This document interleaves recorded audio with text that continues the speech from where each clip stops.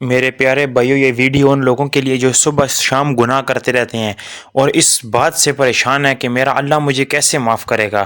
تو میرے نبی صلی اللہ علیہ وسلم کے پاس ایک بوڑھا شخص آیا تو عرض کرنے لگا کہ یا رسول اللہ، کہ میں نے تو اپنی زندگی کے اندر بہت بدکاریاں اور بہت بدعہدیاں کر رکھی ہیں۔ یا رسول اللہ، مجھے کوئی ایسا عمل بتا دیجئے کہ اللہ پاک میری تمام بدکاریاں اور بدعہدیاں یعنی گناہوں کو معاف کر دے۔ تو پیارے نبی صلی اللہ علیہ وسلم نے فرمایا کہ تم کلمہ لا الہ الا اللہ محمد الرسول اللہ کی گواہی دو اور تم اس پر پکے اترو، تو اللہ پاک تمہارے تمام گناہوں کو معاف کر دیں گے۔ تو اس شخص نے عرض کی، یا رسول اللہ، میں کلمہ لا الہ الا اللہ پڑھتا ہوں اور اس کی گواہی بھی دیتا ہوں کہ اللہ کے سوا کوئی عبادت کے لائق نہیں اور محمد رسول اللہ صلی اللہ علیہ وسلم اللہ تعالیٰ کے رسول ہیں، اور میں اس پر پکا اترتا ہوں۔